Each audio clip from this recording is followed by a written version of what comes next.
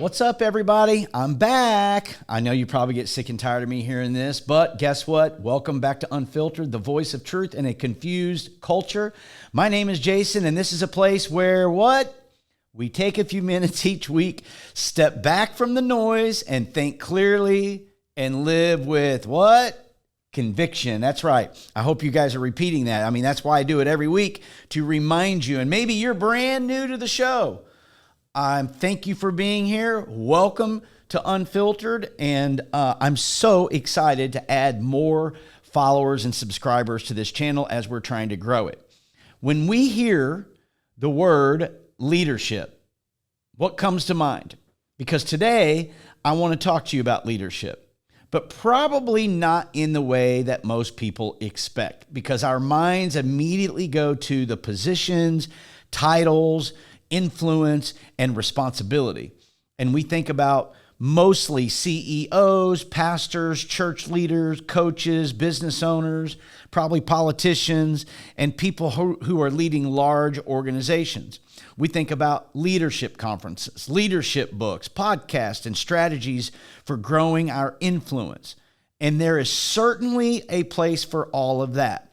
But the longer I live and the more people I meet, the more convinced I become that we often overlook the place where leadership matters most. Can anybody guess where it might be? I've spent most of my adult life leading something. For years, I have owned and operated a business, 30 plus years. For more than a decade, I've had the privilege of leading the church, Roots Church, pastoring the church. I've led staff teams and volunteers, because it wasn't just, I've been in the church world for 25 years. So I've been leading in that capacity for 25 years, but as a lead pastor for the last 10 years. So I have a lot of experience leading all these teams, volunteers, construction projects, fundraising campaigns, and countless initiatives along the way.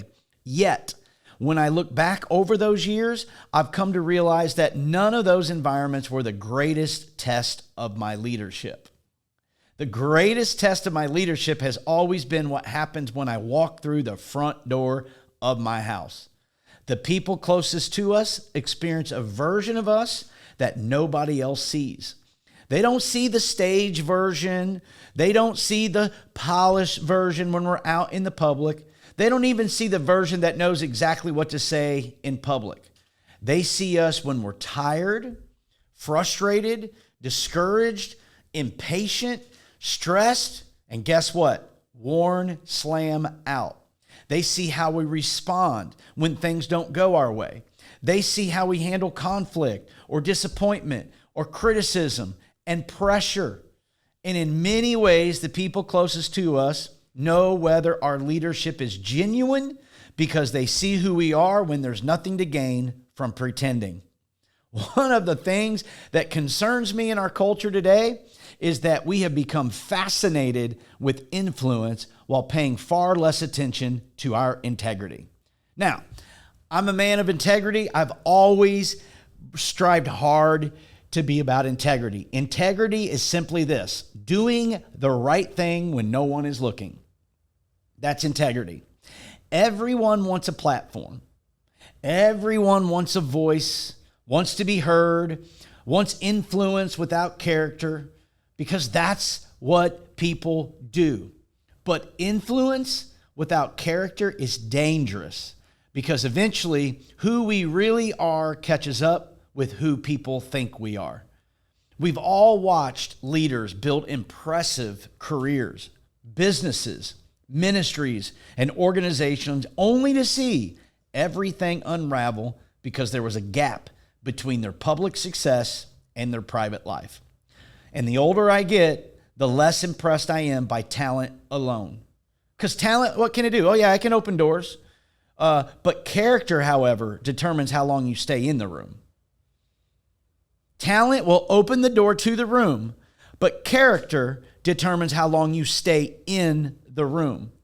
And I've known incredibly gifted people who could command a stage, build a company, inspire a crowd, but struggle to maintain healthy relationships with the people closest to them. And at the same time, I've known ordinary people whose names most people would never recognize, yet they built healthy marriages, they've raised godly children, they have served the church faithfully, and left a legacy that will impact generation after generation. I think the second group understands leadership better than the first group. Jesus said in Luke 16:10, if you are faithful in the little things, you will be faithful in the large ones. Faithful in the little things, God will give you much. That's the way it works. What has always stood out to me about that verse is that Jesus doesn't begin with greatness. He begins with faithfulness. I think a lot of people miss this. I think a lot of people overlook being faithful in the small things. Our culture celebrates visibility, but God values consistency. And we tend to focus on big moments while God pays attention to the small ones. The world will often ask, well, how many people are you leading? How big is your church? But God asks, how well are you leading the people I've already entrusted to you? Because that is an important question. Because leadership at home rarely feels impressive. Nobody applauds you for being patient during a difficult conversation with your spouse. They probably don't even know about that conversation. Nobody gives you an award for consistently showing up for your children. Nobody hands out trophies for choosing integrity when no one else would even know the difference or even know that you did the right thing. Yet those ordinary decisions shape the kind of leaders we become far more than most public accomplishments ever will. And I think one of the greatest dangers, again, leaders face is convincing themselves that they are making sacrifices for their family while slowly sacrificing their family in the process. I've seen this happen so many times in business. I've seen it happen so many times in ministry, and I have virtually seen it in every professional area of life. Because a person starts with good intentions, they work hard because they want to provide. They take on more responsibility because they want to create opportunities. They pursue success because they believe it will benefit the people they love. But somewhere along the way, the work begins to consume the very relationships they were trying to serve. And I'm not against ambition. I'm a very ambitious person. There's a lot of things that I risk things on. So I'm not against growth. I'm most certainly not against hard work. But I believe God honors diligence, discipline, and excellence. And there has to be a point where we honestly evaluate whether our success is strengthening our relationships or quietly replacing them. The truth is that no amount of public success can compensate for private neglect, because you can build a thriving business and still lose your marriage. You can build a large church and still become disconnected with your family. You can also achieve goals that impresses everyone around you while simultaneously neglecting the people who matter most, which is your spouse or your kids. David wrote something that has become increasingly meaningful to me over the years. In Psalm 101:2, he said, I will be careful to live a blameless life. I will lead a life of integrity in my own home. I find that interesting that David started there in his own home before talking about leading a nation. He talks about integrity at home before discussing public responsibilities. He focused on private character. It's almost as if David understood that leadership always flows from who we are long before it flows from what we do. That principle applies to every one of us. Whether you're a pastor, business owner, parent, teacher, coach, or someone who doesn't think of yourself as a leader at all, people are constantly learning from the example that you're setting. Your children are learning from how you handle adversity. Your spouse is experiencing your priorities. Your friends are observing your consistency. The people around you are forming conclusions about your character long before they ever listen to your advice. I love the book of James, and James chapter 1 verse 22 tells us to merely not only listen to God's word, but to do what it says. And I've come to believe that one of the clearest definition of leadership, this is one of the clearest definitions of leadership, because leadership isn't simply knowing right things. Leadership is consistency. If I could talk, leadership is consistently living the right things. It's allowing what we believe to shape how we believe.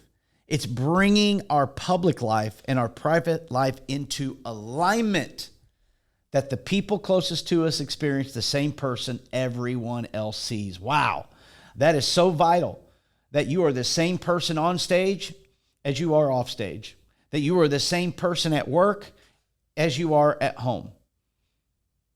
I want you to think about that for a moment. How many people you know that walk out of the home and they turn it on? They walk up on the stage and they turn it on, but they are a different person when they go home. You cannot be that way. That is not going to build a lot of influence. So listen, as I wrap this up, because I didn't want this to be a long podcast today, I want this to be short, sweet, so you can take it, apply it in whatever way it applies to you. I want to leave you with one question that I've had to ask myself many times over and over and over. You ready? If the people closest to you were asked to describe your leadership, what would they say? Not the people who see you occasionally. Not the people who follow you online on Facebook to see all your greatest moments. Not the people who only know the public version of you. I'm talking about the people who live with you. What would the people who live with you, work alongside of you, and know you the best say about the way you lead? Because at the end of the day, leadership doesn't begin with a title or a position or even a platform. It begins with faithfulness. It begins with integrity.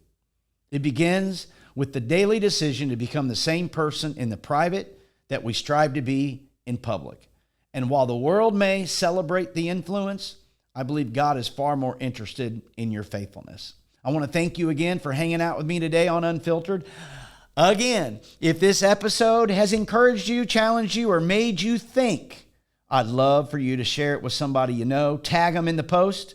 Make sure you're subscribed. Ask them to subscribe to this podcast, because you do not want to miss future episodes. Whether it is a short 15-minute teaching or whether it's a 1.5 hour room discussion with other people in the room, you do not want to miss what is happening here. And by the way, remember, truth still matters even when culture says it doesn't. I want you to stay sharp. I want you to stay faithful, and I definitely want you to stay aligned with God's word. We'll see you on the next one. Love you, and have a great day.